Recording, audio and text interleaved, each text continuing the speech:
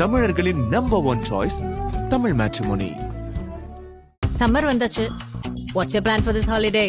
எங்க கிட்ட விட்டுருங்க, நாங்க பாத்துக்கிறோம். VGT holidays. GT Holidays, South India's #1 travel brand. அதன் தமிழர்களுக்கு வணக்கம். பல்வேறு துறைகளில் ஆக சிறந்த ஆளுமைகளை சந்தித்து நாம் நேர்காணல் எடுத்து வருகிறோம். அந்த வகையில் மீண்டும் நம்மோடு இணைந்திருக்கிறார் பத்திரிகையாளர் திரு சேகுவேரா ஜெய்சங்கர் அவர்கள். அவரிடம் கேட்பதற்கு நிறைய இருக்கின்ற வாருங்கள், அவரிடமே கேட்போம். வணக்கம் சேகுவேரா சார். வணக்கம் சார். வணக்கம். எப்படி இருக்கீங்க? நலமா இருக்கும் சார். சேகுவேரா சார், பரபரப்பா இப்போ பேசிட்டு இருக்கிறது அதிகமா சோசியல் மீடியாவில் திரு ஆதவ் அர்ஜுனா, புஷி ஆனந்த் ரெண்டு பேரும் பேசினது தான். அந்த வீடியோ நீங்களும் பார்த்திருப்பீங்க. எடப்பாடி பழனிசாமி அவர்களை ஒருமையில வெளிக்கிறாங்க. திரு அண்ணாமலை அவர்களையும் பேசும்போதும் அவர் ஏதோ ஒரு 10 பேரை வச்சுக்கிட்டு ஒரு 18-20% வாங்கிட்டாரு, இவர் கூட கூட்டணி சேர்றது கூட யாரும் கிடையாதுன்னு அந்த பேச்சை நீங்க எப்படி பார்க்கறீங்க? ஆமா, இவங்க பின்னாடி நிறைய பேர் இருக்கிறாங்கல்ல, நிறைய பெரிய வருஷம் கியூ நிற்கிறாங்கல்ல, அவங்க பலமா இருக்கிறதா உணர்றாங்க அவங்க. இல்லை மாஜேஷ் சார், நீங்கள் பார்த்தீங்கன்னா சின்ன பசங்க சார் ப்ரூவ் பண்ணுறாங்கல்ல. புஷியானந்த் ஏற்கனவே ஒரு புஷியானந்த் பெரிய மனுஷன் நீங்கள் நினைக்கிறீங்க, அப்படியா? இல்லை அப்படி ஒரு நினைப்பு இருக்கா உங்களுக்கு? இருக்கிறதே அங்கே மெச்சூரிட்டி இல்லாத ஆளே அவர் தானே சார். நான் சொல்கிறேன், நான் கிட்டத்தட்ட ஒரு 1.5 வருஷமாக சொல்லிட்டு இருக்கிறேன். அங்கே இருக்கிற நபர்களை எப்படி நடத்துகிறாங்கன்னு உங்களுக்கு தெரியுமா? ஸ்கூல் பிள்ளைகளை கூட அந்த மாதிரி வந்து ஒரு கட்சியில் இருக்க அந்த தொண்டர்கள் தான் சொல்லி ஆகணும், வேறு வழி கிடையாது. எனக்கு கட்சின்னு ஆயிடுச்சு, ரசிகர்னு சொன்னால் உங்களுக்கு கோபம் வரும், தொண்டர்களே சொல்லுவோம். ஸ்கூல் பசங்களோட மோசமாக நடத்துகிறாங்க அங்கே. இல்லை அதெல்லாம் அக்செப்ட் பண்ணிக்கிட்டு தானே அவங்க கூட அக்செப்ட் பண்ணுறாங்கன்னா வேறு யார் சார் அங்கே இருக்கிறது? எல்லாமே அங்கே வந்து அடிமை கூட்டம், இன்னொரு அடிமை கூட்டம் உருவாகிட்டு இருக்கு. ஜெயலலிதா கிட்ட ஒரு பெரிய அடிமை கூட்டம் இருந்தது, இப்போ அதை மெல்ல மெல்ல அந்த அடிமை கூட்டம் மாறி தான் இப்போ வந்து எடப்பாடி கிட்ட ஒரு சுதந்திர காற்றை சுவாசிக்கிறாங்க இப்போ அந்த கட்சியில் இருக்க தொண்டர்கள், நிர்வாகிகள் எல்லாமே.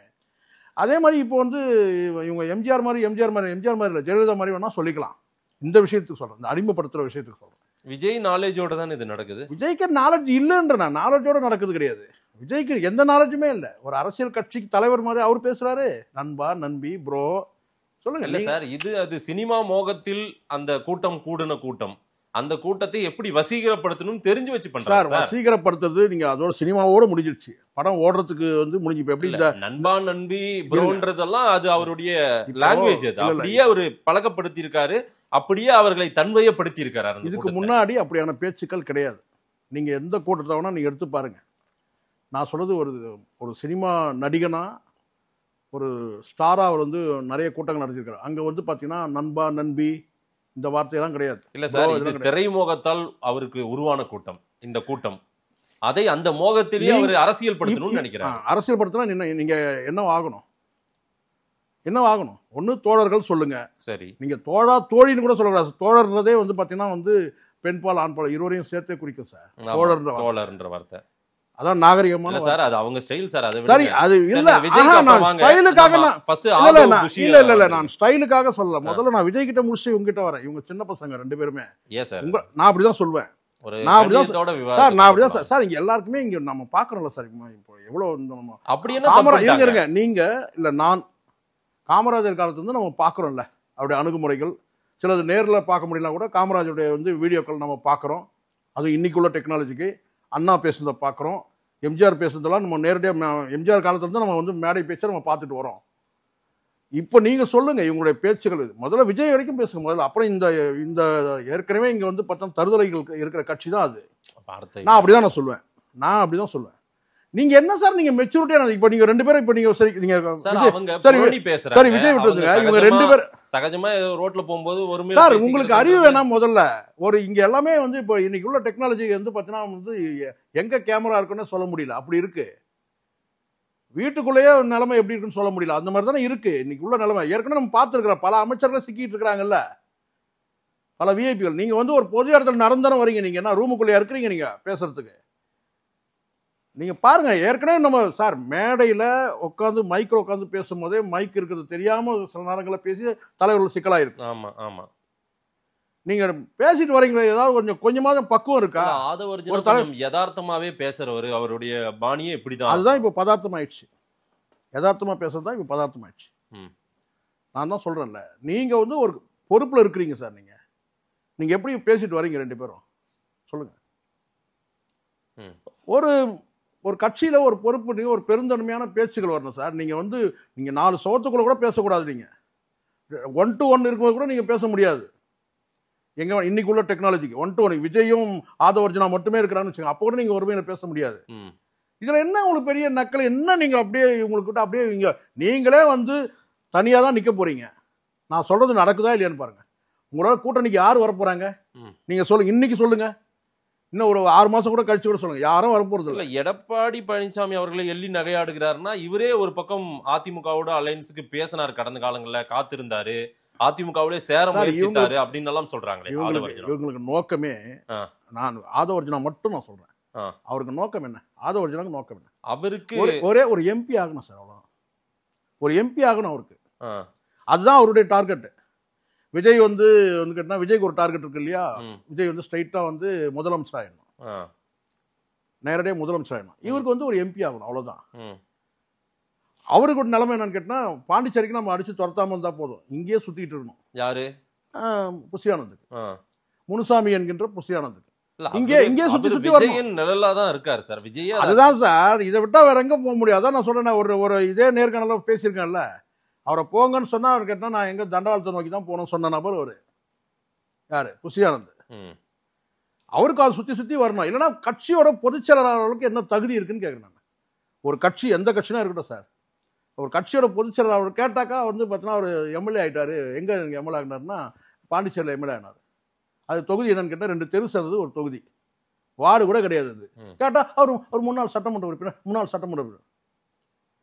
நான் தான் சொல்றேன்ல சார், தகுதியே இல்லாத ஒரு நபர்கிட்ட வந்து இந்த கட்சி அவருடைய யாரு நம்ம ஜான் ஆரோக்கியசாமியோட அவருடைய பேச்சுப்படி நான் சொல்றேன், அவர் வாக்குப்படி அவர் சொன்னது, பல பேர் வந்து கட்சியில் வந்து இணையத்துக்கு இருக்கிறாங்க. ஆனால் ஏன் தயங்கி நிற்கிறாங்கன்னு சொன்னா, விஜய் கீழே வேலை செய்யறதுக்கு நாங்கள் தயார், விஜய்க்கு அடுத்த தலைவரா அல்ல அடுத்த நிலையில நாங்க வேலை செய்ய தயார். ஆனா புசியானதுக்கு நாங்க எப்படி வேலை செய்ய முடியும்?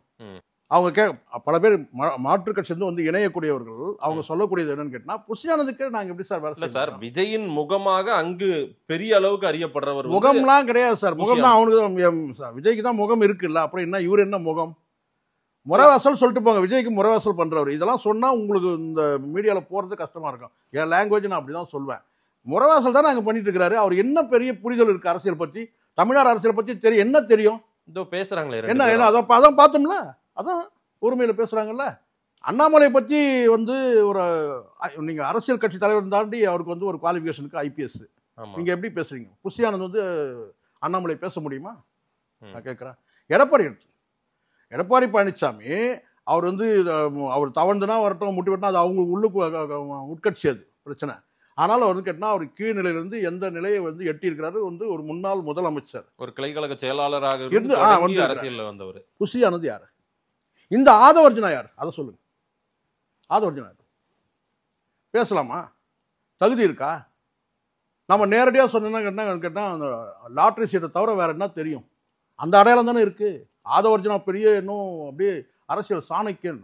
ஆதவர்ஜுனா இன்னும் ஒரு ரொம்ப ஒரு பிரம்மாண்டத்தை கட்டி அமைக்கிறாங்க அப்படின்னு ஒரு பிராண்ட். அவரு இதுல இருந்து ஒரு பாடம் கூட கத்துருப்பாங்க சார். இதுல பாடம்லாம் கிடையாது சார், இவங்க இயல்பு மாத்துக்க முடியாது, இவங்களுடைய வழிமுறையா அப்படிதான். வீடியோ வெளியிட்டான் சார், எவனோ வெளியிட்டா. நீங்க எடுக்கிற அளவுக்கு நீங்க ஏன் சார் நடந்துக்கிறீங்க? நம்ம எவ்வளவு எச்சரிக்கையா இருக்கும்.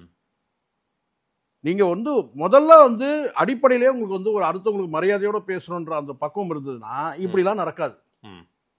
பொதுவாகவே நான் சொல்றேன், நாம யார் இப்போ இன்னைக்கு இந்த அரசியல் கட்சியில இந்த தாவேக்கன்ற அமைப்புல இயக்கத்துல நாம என்னவா இருக்கிறோம்? அங்க இருக்கிற லயோலா மணியோ இல்ல அடுத்து இந்த ரமேஷ் ஒரு தம்பி இருக்காருல்ல, அவரோ மற்றவர்கள் கூட அது மாதிரி பேச முடியாது சார், பேசக்கூடாது சார். நீங்க யாரு? ஒரு கட்சியோட பொதுச் செயலாளர்.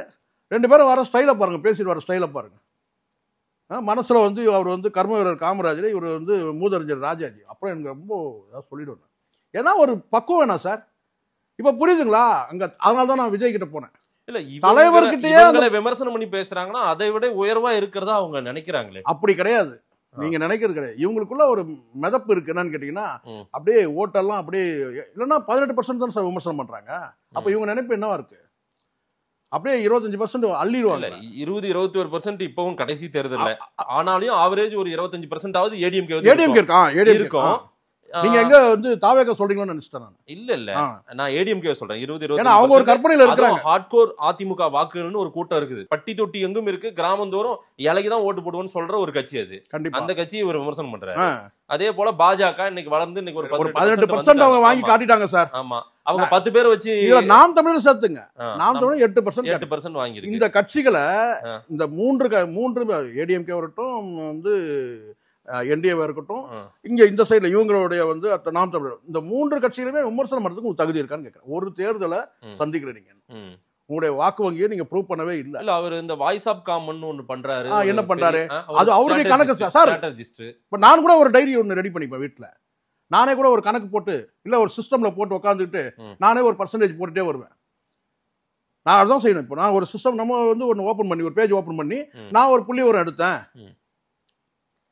அப்படின்னு நம்ம போட்டுக்க வேண்டியது. இது சார் ஏற்கனவே வந்து இவருடைய அடிப்படையே என்னன்னு கேட்டீங்கன்னா, இவர் ஏற்கனவே வந்து வேலை செஞ்ச நபர், டிஎம்கேக்கு வேலை செஞ்சவர். அங்க இருக்கிற வந்து இன் அவுட் என்னன்னு தெரிஞ்சுக்கிட்டாரு. சரி, தெரிஞ்சுக்கிட்டதுனால என்னன்னு கேட்டா அங்க இருக்கிற அத்தனை பலவீனமும் இவருக்கு திமுக தரப்புல உள்ள அத்தனை பலவீனமும் தெரிஞ்ச மாதிரி இவர் நினைக்கிறார். அங்க இவர் எதிர்பார்த்தது ஒரு எம்பி சீட், மறுக்க முடியுமா? அங்கிருந்து வந்தாரு, விசி கலவு இந்த கழகத்தை ஏற்படுத்தினார்.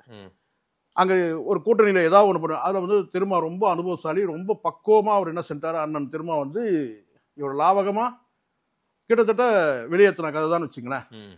6 மாசம்னா இனிமேல் அங்க ஃபியூச்சர் கிடையாது, இனிமேல் அங்க ஒன்றும் நம்ம பண்ண முடியாதுன்னு வெளியே வந்துட்டாரு. இவ வரலாறு சார், ஒவ்வொருத்தரும் வரலாறு இருக்குல்ல. அண்ணாமலை விமர்சனம் பண்றதுக்கோ அண்ணாமலை நேரடியா வந்தார் சார். நேரடியா வேற எந்த கட்சியாவது இந்த மாறி வந்திருக்காரா? நான் இப்போ நீங்க விமர்சனம் பண்ண தகுதி இருக்கான்னு கேட்கிறேன். அண்ணாமலை விமர்சனம் பண்ண தகுதி கிடையாது இல்ல. அவர் நேரடியா வந்தாரு, ஐபிஎஸ் ரிசைன் பண்ணாரு, நேரா வந்துட்டாரு.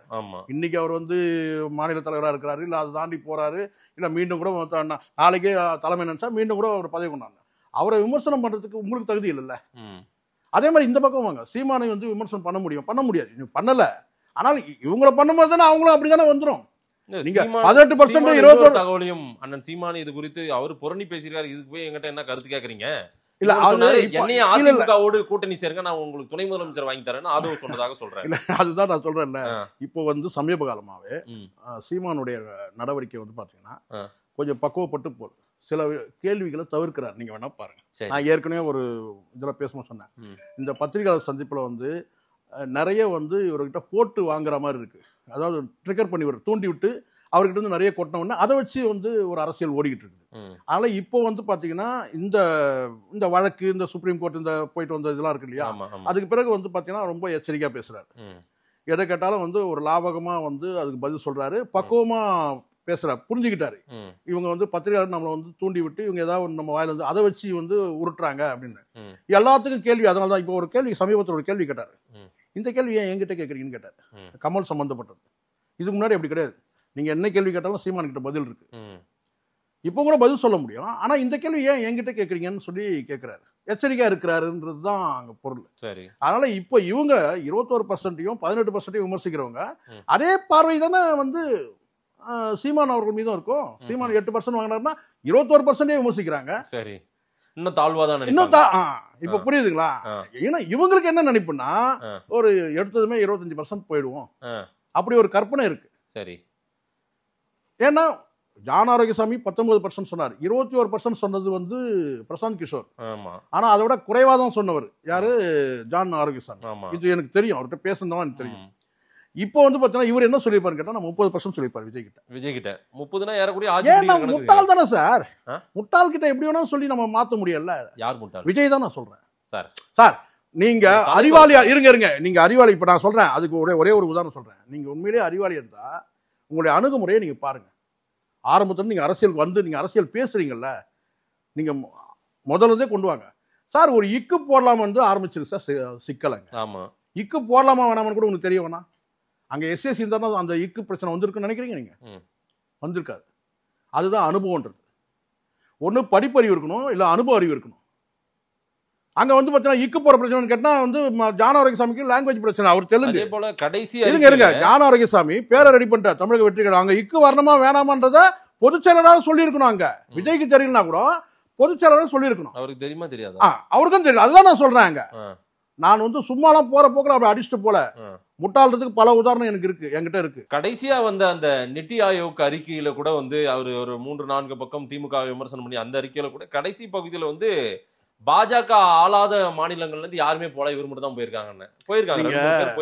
இப்ப புரியுதுங்களா? இப்ப நான் சொன்னதுக்கு இந்த முட்டாள்னு சொன்னல, இந்த பார்வைன்னு சொல்றேன்ல, இந்த பார்வை குறைவா இருக்கு சார். இது ஒரு அரசு நிகழ்ச்சி சார். நிதி ஆயோக்ன்றது வந்து அரசு நிகழ்ச்சி தானே அது. அது கட்சி நிகழ்ச்சியாது இல்ல. அரசு நிகழ்ச்சியில அவர் போகலாம், ஒரு முதலமைச்சர் வந்து அவர் விருப்பப்பட்டா போகலாம், இல்ல போகாமலாம், இல்ல அவருடைய ரெப்ரசன்டேட்டிவ் யாராவது அனுப்பி வைக்கலாம். இதெல்லாம் வந்து காலம் காலமா நடக்கிறது தான். எத்தனை கூட்டத்துல வந்து ஜெயலலிதா போய் கலந்துக்கிட்டாங்க, அந்த வரலாறுலாம் தெரியுமா உங்களுக்கு? எத்தனை கூட்டங்களை அவங்க புறக்கணிச்சிருக்காங்க, எத்தனை கூட்டங்கள் வந்து ஒட்டுமொத்தமா புறக்கணிச்சிருக்காங்க, எத்தனை கூட்டங்களை வந்து பார்த்தீங்கன்னா ஓபிஎஸ் போயிருக்கிறாரு. இதெல்லாம் பார்வை இல்லாம பேசுறது. ஒரு பிரதமரும் ஒரு முதலமைச்சரும் சந்திக்கிறதே நீங்க விமர்சிக்க முடியாது. நீங்க எப்படி சொல்ல முடியும்? இதுக்காக தான் போறேன் சார். அவரு சொல்றாருன்னா, எடப்பாடி சொல்றது அப்படியே இவங்க வந்து அப்படியே முன்மொழிகிறாங்க.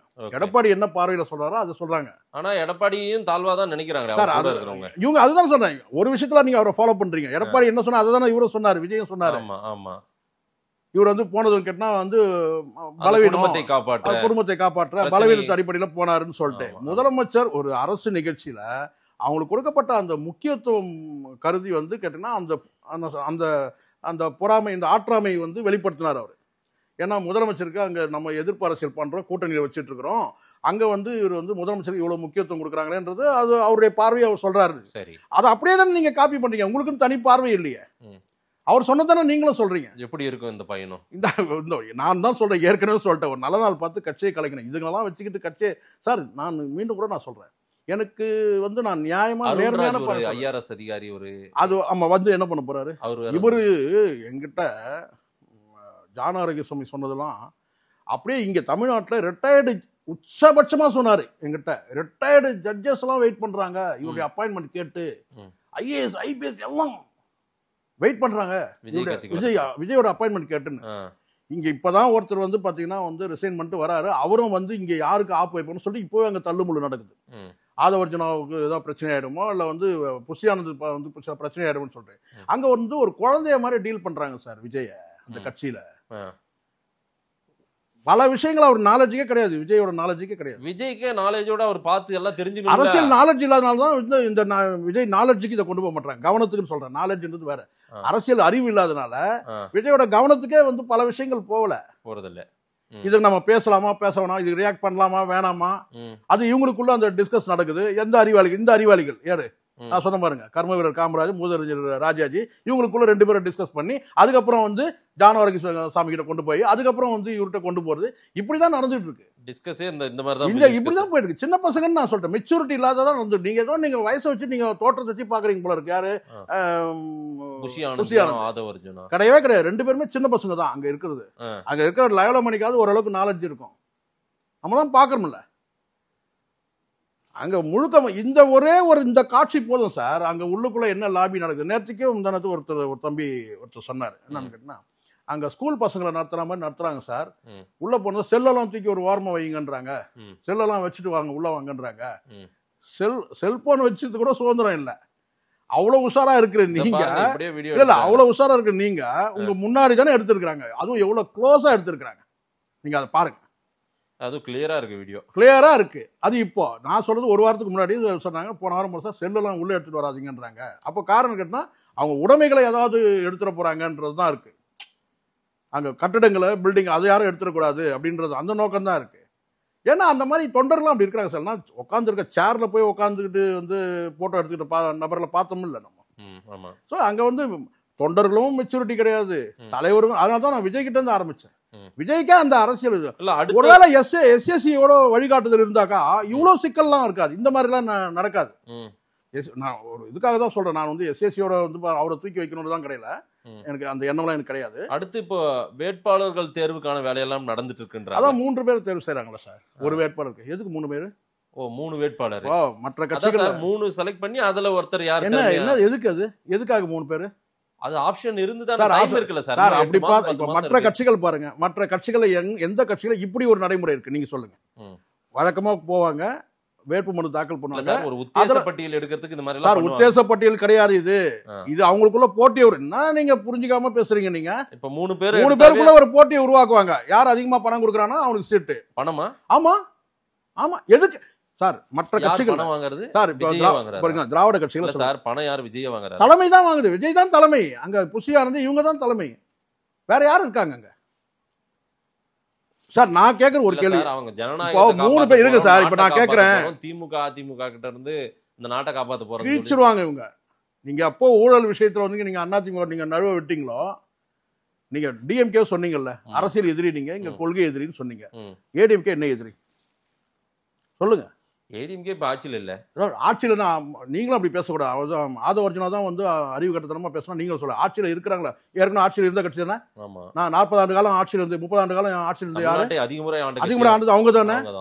ஊழல் வழக்கில் தண்டிக்கப்பட்டது. அதுக்கப்புறம் வந்து கேட்டா நீதிமன்றத்தில் வந்து படிக்கட்டா ஏறினது யாரு சொல்லுங்க? எப்படி நீங்க விலகி போயிடுவீங்க?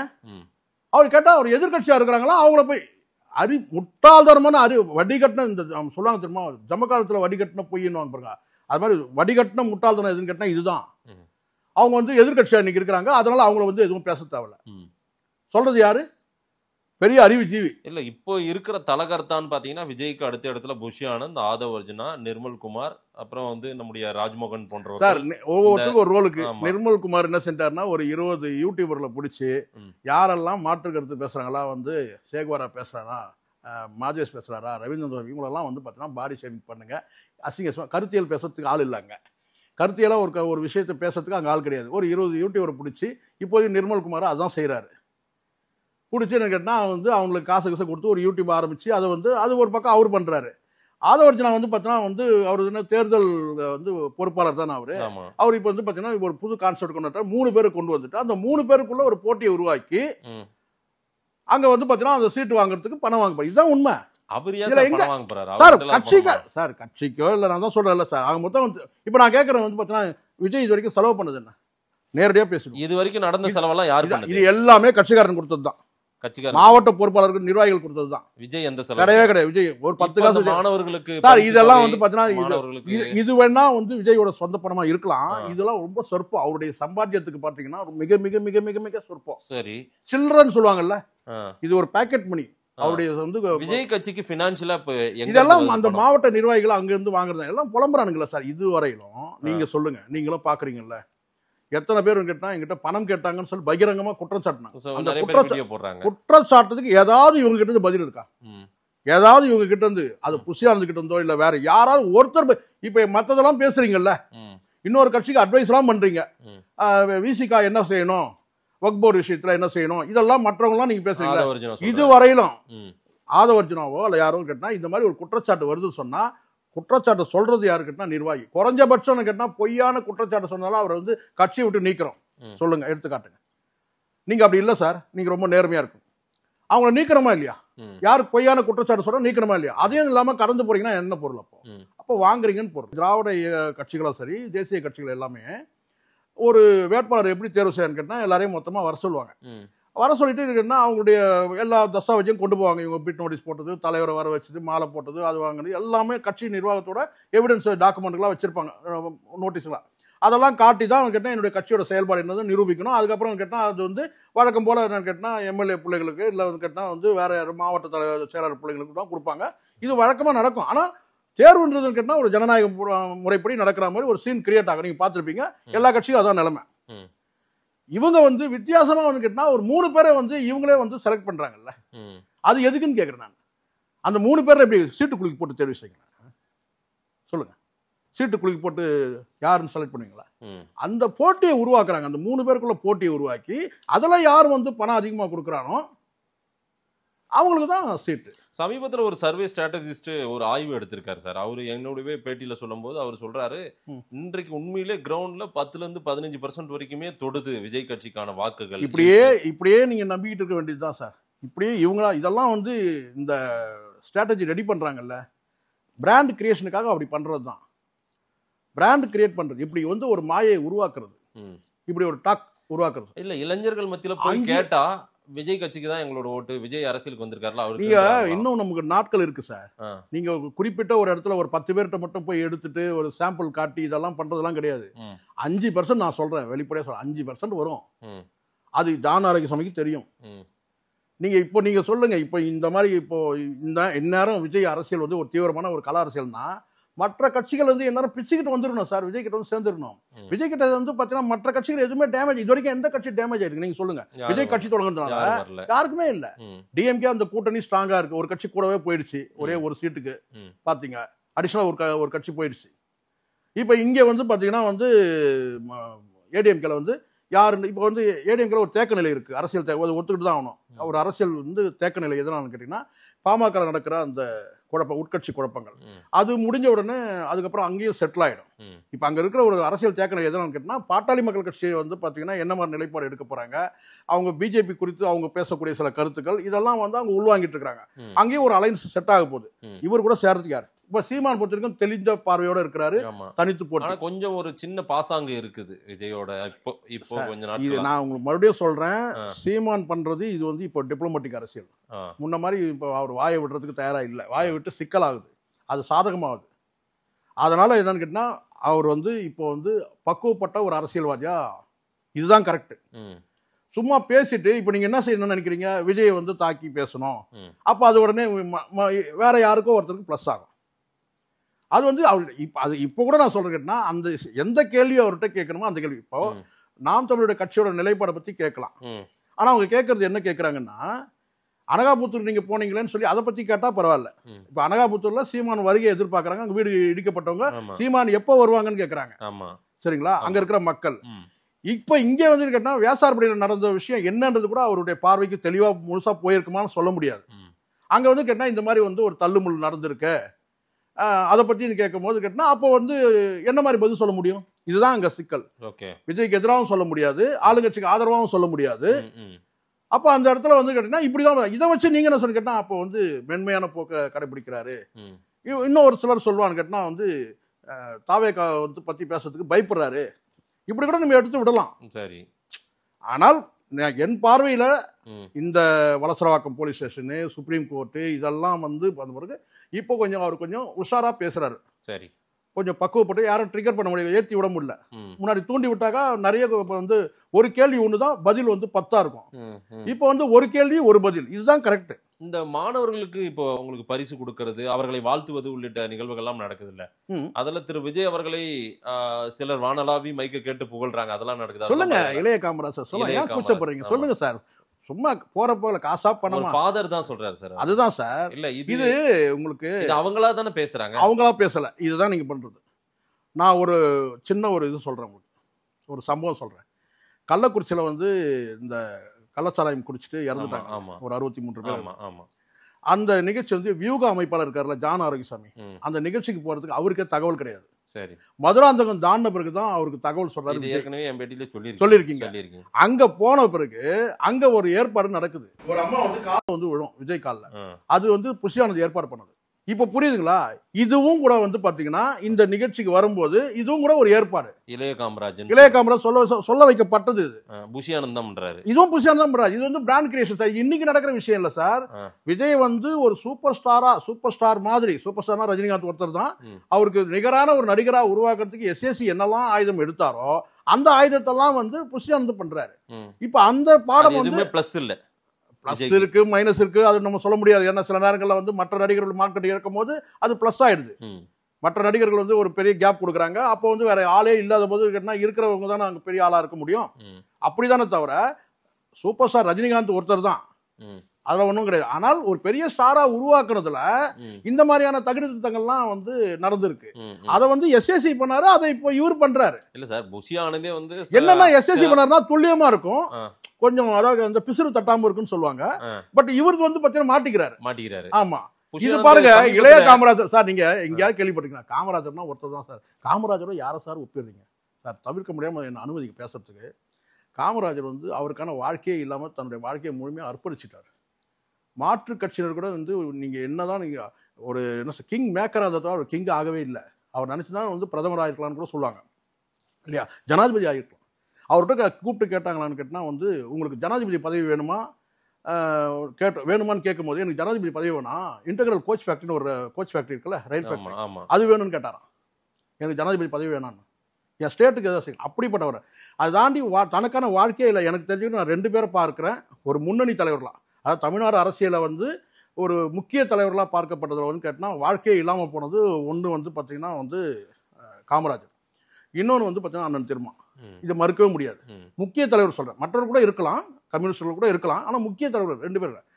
காமராஜர் கொண்டு வந்து ஒரு நடிகையோட பயணம் பண்ணவர், தனியில் வந்து விமானத்தில் பயணம் பண்ணவர். அதுக்கு முன்னாடி வந்து இவருடைய பிறந்தநாள் அப்போ லவ் ஃபார் எவர்னு சொன்ன ஒரு நடிகை. அதுக்கு பிறகு வந்து பார்த்தீங்கன்னா அதை கன்ஃபார்ம் பண்ணுற மாதிரி நீங்கள் தனியாக ஒரு ஃப்ளைட்டில் நீங்கள் பயணம் பண்ணுறவர் போய் நீங்கள் காமராஜரை ஒப்பிடுறீங்கன்னா ஆத்திரமா வருதா இல்லையா? எதால அடிக்கிறது நீங்கள் சொல்லுங்கள். இதெல்லாம் ஸ்கிரிப்டாக தான் பண்ணுறாங்க. இதெல்லாம் வந்து புசியானது பண்ணுது. மனசாட்சி வேணாம் சார். காமராஜரோட எப்படி சார் நீங்க இளைய காமராஜர், அது கூட காமராஜரோட ஒப்பிட முடியுமா சார்? மாணவிகளே சிலர் பேசுறதெல்லாம் எப்படி மாணவி சார்? இதெல்லாமே எல்லாமே வந்து இவங்க ஏற்பாடு பண்ணி கொடுக்கறது தான். விஜய் புகழ்ந்து பேச, ஆமா, இதெல்லாம் வந்து இவங்க ஏற்பாடு பண்ணி தர்றது தான். இல்லனா இப்ப நான் கேக்குறேன், சப்போஸ் யாரோ ஒருத்தர் வந்து பாத்தீங்கன்னா செயின்ட் ஜார்ஜ் கோட்டை எல்லாம் உங்களுக்கு போதாது, செங்கோட்டையே சார் இதெல்லாம் ஸ்கிரிப்ட் சார், எழுதி கொடுக்கறது சார், எழுதி கொடுக்கறது, சொல்லி கொடுக்கறது. நான் சொல்றேன் பாருங்க, அது டைரக்டா இவர் போய் உட்காந்து பாடம் எடுக்க மாட்டாரு. அந்த நிர்வாகிகள்ட்ட யாருன்னா சொல்லி அனுப்பிச்சுறாங்க இப்படி பேச. இது அதனாலதான் நான் இந்த கள்ளக்குறிச்சி மட்டும் நான் சொல்றேன். சமீபத்துல ஒரு ஆட்டோ எல்லாம் வரிசையா நின்றுக்குது, அதுல வந்து அவரோட படமும் இவரோட படமும் இருக்குது. அதுல இவர் பிக்சர் மட்டும் இவர் கிளிக்கிறாரு. யாரோட இது சீன், இது சீன். இது இந்த நாள் பண்ண கூத்துக்கு ஒரு பாண்டிச்சேரிக்கார ஒருத்தர் செத்தே போயிட்டாரு. அந்த மாநாட்டுக்கு வந்து ஸ்கூட்டர்ல வந்து அந்த மாநாட்டுக்கு நுழைவாயில இருந்து போய் போய் போய் அலைஞ்சு ஒருத்தர் இறந்தே போயிட்டார் சார், பாண்டிச்சேரிக்கார் ஒருத்தர். ஆமா ஆமா. என்ன காரணம் கேட்டா, நான் கேட்டேன் நேரடியாக அங்கே போய் இந்த தம்பிகள்கிட்ட கேட்டேன். படாதவாறு பட் ஏன் ஒரு கட்டத்தில் ஜான் தவிர்க்க முடியாமல் சொல்கிறேன் இதை. அவரே சொன்னார், இவர் வந்து தேவையில்லாமல் அங்கே போய் அங்கே சீன் போட்டு அங்கே இருக்கிறவங்களாம் அலைய விட்டுருக்காரு. சும்மா இது வந்து என்னன்னு கேட்டால் விஜயோட மனசில் இடம் பிடிக்கிறதுக்கு, நெஞ்ச நக்கிறதுக்கு இப்படியான ஒரு சீனை கிரியேட் பண்ணுறது. இதெல்லாம் வந்து விஜய்க்கே தெரியும், இதெல்லாம் ஏற்பாடு. ஏன்னா விஜய் இது பழகி போன விஷயம். சினிமாவில் இப்படி தானே சார் ஒரு பிராண்டா மாறினது. எங்க போய் நிக்க போகுது சார்? ஒருத்தர் பளிச்சுன்னு பேசுறாங்க, வெளிப்படையா சொல்றாங்க. என்ன சொன்னாங்க கேட்டா, அஜித் விஜய்னு சொல்லாதீங்க, விஜய் அஜித் சொல்லுங்க. இந்த டிமாண்ட் யார்கிட்ட இருந்து வருது? யார் சொல்றது? இந்த டிமாண்ட் யார்கிட்ட இருந்து வருது? ஒருத்தர் வந்து மீடியால பேசுறவங்க சொல்றாங்க, யாருன்னு உங்களுக்கு தெரியும். நீங்க வந்து அஜித் விஜய்னு சொல்லாதீங்க, விஜய் அஜித்னு சொல்லுங்க. சொல்றது யாரு? விஜய். அப்படி அழைங்க. அப்போ நான் முதலா இருக்கட்டும், நான் ஃபர்ஸ்ட் வரணும். ஒரு விஷயம் கிளியர். இதே மாதிரி பேசிட்டு இருந்தாங்கன்னா விஜய நடு ரோட்ல நிக்க வைக்கிறது உண்மை. நடக்கவே நடக்காது. இப்போவே நான் சொல்றேன் பாருங்க, இப்போ இன்னும் எவ்வளவு நாட்கள் மாதங்கள் இருக்கு. இப்போ இப்படி நீங்க பேசிட்டீங்கன்னா ஏற்கனவே நல்லா தெரியும் உங்களுக்கு வந்து கேட்டா திமுக தரப்புல இவங்க வாய்ப்பே கிடையாது. அந்த பக்கம் அந்த வாசல் பக்கம் கூட போக முடியாது. நீங்க போற ஒரே இடம் கேட்டா வந்து சொல்லுவாங்க, கழுத கட்டா குட்டிச்ச வரணுவாங்கல்ல, அப்படி இப்படிதான் நாங்க போனோம். இதுல அன்புமணி வரப்போறது கிடையாது, வந்து பாத்தீங்கன்னா இந்த சைடுல இருந்து திரும்ப வரப்போறதுல யாரும் கூட வரப்போறது கிடையாது. நீங்க தனியா தான் நிக்க போறீங்க. சரிங்களா? நீங்க இப்ப கற்பனை பண்றீங்களா 20% சொல்லிட்டு அது பார்க்க தானே போறோம். விஜய் அப்ப நடு ரோட்ல விஜய் நடு ரோட்ல நிப்பாங்க. ஒரு நல்ல நாள் பார்த்து விஜய் கட்சியை கலைப்பாரு. இதே இடத்துல நம்ம மறுபடியும் பேசுவோம். ஒரு கமலஹாசனுக்காவது வந்து பாத்தீங்கன்னா கடைசியா வந்து ஒரு எம்பி பதவி கிடைச்சது, ராஜ்யசபா. ஆமா. திமுக எதிர்த்து நீங்க அரசியல் பண்றீங்கன்னா கடைசியில வந்து பாத்தீங்கன்னா இப்ப இவரே என்ன செஞ்சாரு? ஒரு கேள்விக்கு பதில் சொல்ல முடிஞ்சா கமலஹாசனால? ஒரே கேள்விதான், ஐயா அன்னைக்கு அப்படி திட்டினீங்களா, இன்னைக்கு வந்து அதுக்கு ஏதாவது பதில் சொல்ல முடிஞ்சா? நாட்டு நலனுக்காக, நாட்டு நன்மைக்காக வந்திருக்கேன்னு சொல்லிட்டாரு, முடிஞ்சிச்சு. அதுதான் நடக்க போகுது. அவருக்காவது ஒரு எம்பிக்கு உங்களுக்கு அது கூட கிடைக்க போறது இல்லை. சரி, இதுதான் நான் சொல்றது உண்மை. சரி, யாருமே திரு ஆதவ அர்ஜுனாவும் புஷி ஆனந்தும் இதுல இருந்து ஏதேனும் பாடம் கற்றுக்கொள்கிறார்களா?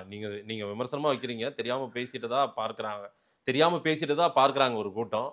அதுதான் அதை சரி செய்து கொள்வார்களான்றத வர்ற நாட்கள் பாடம் கற்கிறது எல்லாமே ஸ்கூல் பிள்ளைங்க தான் சார். சரி, இன்னும் ஸ்கூல் பிள்ளைகளா தான் இருக்கிறாங்க. அவங்க ஸ்கூல் தான் நடத்துறாங்க. ஆமா, ஸ்கூல் தான் நடத்துறாங்க, ஸ்கூல் நடத்திட்டு இருக்காங்க. ஆமா. மக்கள் என்ன சொல்றாங்க பார்க்கலாம். நேரில் வந்து நேரம் கொடுத்து பேசியமைக்கு நன்றி சார். நன்றி சார்.